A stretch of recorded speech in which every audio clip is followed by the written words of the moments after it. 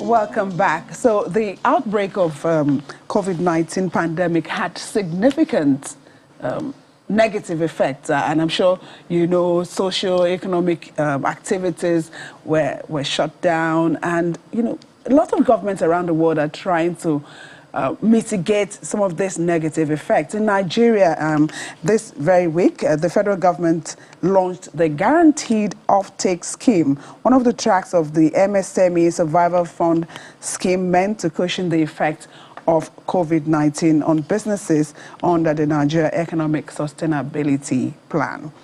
I will take a look at what this scheme is all about, and we have joining us from our Abuja studio the Special Advisor on Micro, Small and Medium Enterprises to the Vice President, Mr. Tola Adekunle. Thank you so much for being here with us this morning. Good morning, and thank you for having me. Thank you. For those who may be hearing this for the first time, tell us about the Guaranteed Offtake Scheme. Okay. This was one of the tracks from the overall approval last year by Mr. President, 1st of July last year. There were 5 tracks. 4 of the tracks have been executed or have been wound down as we speak right now.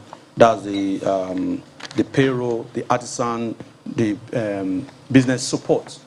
Basically, they've all been those started a few months ago, and we're in the process of winding down on those. The guaranteed offtake is to support the manufacturing industry, the manufacturing industry, the production industry, basically. So it is to inject some sort of funds into these small businesses so that they're able to continue their businesses. The essence of government doing this is to ensure that these people do not lay off staff. So government is supporting them with some cash. They'll produce face masks, hand sanitizers, and government will also guarantee getting those products off them and give to different states. Now, these states will now decide to give to NGOs, hospitals, those in need of those products. But the overall essence of doing this is to ensure that there are no job losses, to mitigate against job losses, more or less. And the point is that the scheme is going on. We had a press conference this week. The scheme is going to start any moment from now, and the portal will be open. Those that are on the portal will be communicated to. So they will go back to the portal to go and fill out their applications and submit within 3 days. After that, their documents will be checked. Once it's checked and it's ticked off, they'll be given a 30%. They'll be given 30% upfront. Once you are given 30% upfront, you have 14 days to go and produce and bring back the products. Now, it is very important to say that agencies like NAFDAC, Standard Organization, and other related agencies are working with us to ensure that the products brought actually meet the standards, basically the health standards and all whatnot. You must have a NAFDAC number if you are producing anything that has NAFDAC number. So after you produce and you're able to, if you successfully bring your products within 14 days, then you get your 70% balance. Once that is done, the steering committee, which is headed by the Honorable Minister of State, Industry, Trade and Investment, will now present this to the different states. And once we deliver this to the different states, from there we expect the states to go ahead and do the needful. Your pardon, Mr. Adekunle, please slow down. Please slow down, Mr. Adekunle. Please slow down. You have spoken of funds going to be given to these SMEs. MSMEs. Small and medium scale enterprises. Now, are these loans or are they grants or what are they? Okay, they are grants. Everything that was approved under the Survival Fund scheme are grants. No aspects or no track of the grants is a loan. So they are not expected to pay back. Right. Okay, so how do you choose the companies that benefit from this scheme? Okay, so the companies themselves make themselves available to be verified. There is a portal that was opened. This portal was opened long ago. sometime last year. So a lot of these companies applied this year. So we had put out words that the federal government was having this scheme. There was a huge media and publicity for this scheme. So a number of MSMEs, we had over 100,000 MSMEs that applied to actually partake in this particular scheme. So it is based on what you give to the system that the system now selects that you have been shortlisted. Okay. Basically. So we're not going around the country. So we created a system where you come, you feed the system with the information we ask, and if you meet any of our conditions, then the system automatically just picks you. Okay, you still mentioned some of these conditions, but let's talk about the portal. You said it opened sometime last year. Is it closed now? You had in mind 100,000 MSMEs. How many of them have you chosen so far? Okay, so the portal opened last year for the entire scheme. Now, what we were doing was that when it was time for one scheme or the other, we'll activate that scheme. So it was a portal that we had built with all the 5 schemes. Now, that of the guaranteed offtake opened this year. Now, the almost 100,000, I think there are over, or about almost 60,000 shortlisted, about 50-something thousand shortlisted that actually met the condition. What are these conditions? They are very simple conditions. Number one, you must be Nigerian, and you must have a staff strength of not less than 3, basically. And your company must be registered. You must have a registered company. So they are very, very simple conditions. We make sure that they are extremely simple so that as much people can qualify. So have any of these approximately 60,000 which have been shortlisted, have any of them 50,000, sorry, 50. Okay. Have any of these 50,000 received the grant yet? Oh, no. We just had a press conference to announce to the public that the scheme will kickstart very soon. So in a few days from now, the scheme will kickstart. So not until it kickstarts will they start receiving their funds. But let me quickly say that over 1 million people have received the Survivor Funds scheme as we speak. We've disbursed well over 56 billion naira to Nigerians grants. How do you monitor these grants? How you monitor the grants? Yes. Okay, so what we have is that we have an M&E that, for instance, that we have an M&E by the Ministry of Planning that monitors the overall success of that's the NESP in totality. So not just the Survivor Fund and other schemes. Now we also have built, have our own, that's the Survivor Fund has its own M&E system that will monitor some of these funds we are giving out. Basically, because before we give out funds, we ensure that you are actually an entity, we are actually a business, basically. But also to tell you that to get a real sense of how well this scheme has done, it will be well over maybe 6 months, 3 months after the schemes have ended, that we can come out and say, okay, this was how well we did in this regard, and these were the shortfalls we saw in these aspects, and these are things we need to do better. But as we speak right now, we have our team of M&E going around speaking to some of the beneficiaries and asking them how they spent the money and looking at what their staff strength was before they got the scheme and what their staff strength is now. If, for instance, we give you money so that you don't lay off a staff, or you don't lay off staff, and you collected the money and you still laid off the staff, we have all those reports coming in. Is the scheme partial to any particular area? Okay, so the scheme is not partial to any particular area. It is the scheme is for every Nigerian who has those 3 things we've mentioned, and it is based on first come, first serve. If they are shortlisted, right? Yes, if you are shortlisted.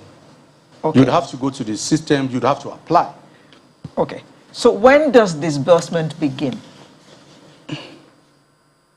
Disbursement will begin once the scheme, once the MSMEs have submitted their application on the portal. In a few days' time, they'll start getting emails and text messages to their phones to say, go to the portal, you have 3 days to upload your documents. Because we have to verify the documents they give us. If you give us a document of CAC, we'll check that document with CAC that that company is actually really registered. If you give us a document with NAFDAC, we'll check with NAFDAC that that document is actually really a genuine document as well. So once we are satisfied with some of these documents you give to us, we go ahead and disburse 30% to you so that you can go, you can begin production. What's the portal? How can MSMEs who are interested in this get to this portal you're talking about? Okay, now let me quickly say that that portal is closed. It's only going to be open for the shortlisted people. And the shortlisted MSMEs, the MIS will send them messages once we want to begin. The portal is short. It's short for all schemes. But you say that your target is 100,000, and for now you've only got 50,000. Yes. So why is the portal shut? Yes. But because what we need to do is that you must understand that there was a timeline for this scheme. There was a timeline of 3 months for this scheme. Now this scheme was approved in July. The entire scheme began sometime in August, September last year. And if you must agree with me, we are running into almost 9 months, 10 months now in the scheme, or even almost a year. There were issues that obviously necessitated the elongation of the scheme. But the truth is that we left the portal the portal was initially open for a certain period of time. Not too many MSMEs qualified with those with the criteria, and I just read that right now. With those conditions, not too many MSMEs. Now, for the ones that now qualified, with the almost 100,000 that came to the portal to apply, a whole lot of them do not even have their businesses registered. Their businesses are not registered. The scheme is not meant for, it's not personal schemes. It's meant for businesses. So it's not for instance, it's not for a toller, basically, or for a Chamberlain. You know, so it's for businesses. If your business is not registered, we cannot proceed with you. So we are allowed for so much room for the portal to be open, and at some point we had to close the portal. There are 5 tracks of this scheme. The steering committee is going to ensure that we are going to reach 100% in all our tracks. And if the guaranteed offtake scheme, we now see that there's a peculiar issue. Peculiar issue in the sense that those in that space are not registered. Then we'll now have to see what we can do about that in the next future. But at some point, we have to close the portal. We have to shut the portal. Okay. So the thing is, we'll be open to a review after we have at least, you know, it is to begin this. Let's begin disbursement. Let the MSMEs in the manufacturing industry, let them those manufacturing, let them at least get this money and get this work started. So once we are done, we'll review the process and see if we need to, whatever it is that the steering committee agrees or approves, then we'll communicate that to the media and the general public. Yeah, Mr. Adekunle, you're harping on registered company. I could have an Edu Enterprises, for instance, but I'm registered. Can I apply for this? Can I join the scheme? Okay, if Edu is registered with CAC, then you are good to go. Edu Enterprises, not Edu Company and Company Limited. Do they have to be limited liability companies? Business name. Sorry? Yes. Do they have to be limited liability companies? It doesn't have to be a limited liability company. They have to be? No, it doesn't have to be a limited liability. No, it doesn't have to be. Okay. Let's talk more about the shared facility scheme. Oh, thank you. The shared facility scheme, this idea came about during as a result of the National MSME Clinics. You may recall that His Excellency, Mr. Vice President, goes round from time to time to these MSME clinics being hosted by states. And the essence of the MSME clinic is to see what peculiar issues MSMEs have in a state or in a region. Then once those issues are identified, the federal government will work with the state to try and see how they can resolve those issues. Because you cannot say that MSMEs have the same issues across the country. We have realized that in going around, we have seen that the issues MSMEs face in a certain state might be different from that of another state. So one of the issues that His Excellency realized was that a number of these SMEs are not able to buy the equipment that they need for their production. So an SME goes and spends a lot of money going to rent an equipment or going to pay to use an equipment. So it affects or eats into their profit. So we partner with the private sector and MSME partners to start having shared facilities, a situation where the federal government will provide equipment in a cluster that is agreed with the state. The state agrees. We have shoe clusters, we have tomato paste cluster, you have furniture cluster, you have fashion clusters. So you have all sorts of clusters, but the states will agree that, in this part of our state, we have about 20,000 SMEs working here, and they just go about their businesses, but the problem they have is that they don't have this equipment. So the federal government partners with this, partners with the private sector to bring those equipment to that area, basically, and ensures that this facility is run by competent private sector. Because you don't want to have facilities that you establish and in 6 months down the line, they tell you that it's not running. The federal government also encourages states to have these facilities at least in three senatorial zones. So once the federal government commissions one, we try to encourage the states to do in 2 other senatorial zones so that it adds up, basically, because if you have 3 different shared facilities within a state, that an SME can wake up in the morning. For instance, let's take an SME that is into fashion cluster, tailoring, and that needs to do monogram on their clothes. Those things are very expensive. Those are very expensive equipment. He goes to a facility where he can do that. He pays 1,000 naira, and he takes his order. He goes about his business daily. He doesn't have any business with the government. He just goes about his business daily. But you have provided that SME an opportunity to be able to run their businesses every day. So we have launched some of these things. We've launched in Benue. There was a yam cluster we did in Benue. We've launched one in Lagos State. The fashion cluster in Lagos State is functioning. And I want to thank this Lagos State government. What they have done is that they've ensured that all their parastatals in the state go there to go and make to go and produce their clothing and their shoes and all whatnot. We just launched, His Excellency just launched another one in Anambra State some time ago, about 3 weeks ago in Anambra State, and that's a shoe cluster, basically. So there are more coming before the end of the year. We're going to have a tomato paste production center in Kaduna. We're going to have one in Kebbi. We're going to have one in Ogun State, Katsina State. Ebonyi 2 is launching another shared facility as well. What we're trying to do is that between now and next year, we want to ensure that every state has at least a shared facility. And that's the mandate of His Excellency, the Vice President. Okay. And we are working with states to try and achieve this, and with our private partners as well. So for this guaranteed offtake scheme, you are planning to disburse 15 billion naira. Is that correct? Yes, that was the budget for it. Okay. Quickly, in sometime in February, the Minister of State for Industry, Trade and Investment, Ambassador Mariam Katagum, revealed during one of the updates for the MSME program that 27 billion naira has been disbursed to micro, small and medium enterprises. How has that gone? What feedback are you getting from that?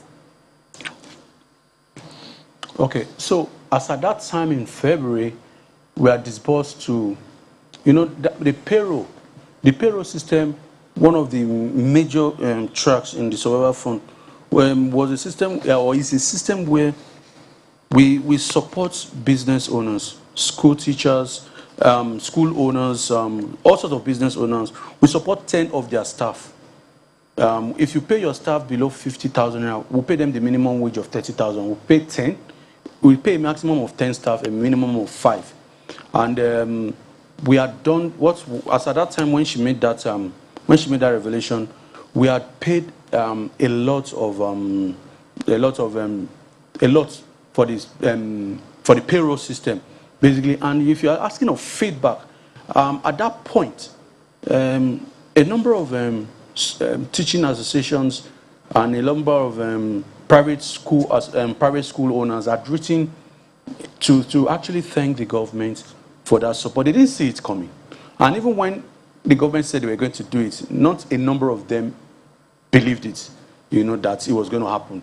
And what we did was that we paid the money directly to the beneficiaries. Now, who are the teachers? Because what we got the school owners to give us the details. You give us the details of those you want us to pay as government, and they did. When it was time to pay, we verified their BVN, we verified their account numbers, and we just paid the money directly to the teachers.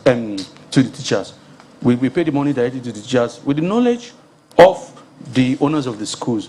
And the feedback we've gotten from that has been very, very positive. I don't know if you may recall that they requested for a meeting with His Excellency. There was a virtual meeting where a lot of these people who got the money, a lot of the private teachers, the private school owners requested for a meeting with His Excellency, and they were thanking him for the support, because imagine 500,000 in your business every month for 3 months. For those that got 10 staff supported, and worst case, if you got 300,000 for 3 months supporting your business, what that will do for you is that it will have freed them some money that they were supposed to use as salaries to do some other things in the business as well.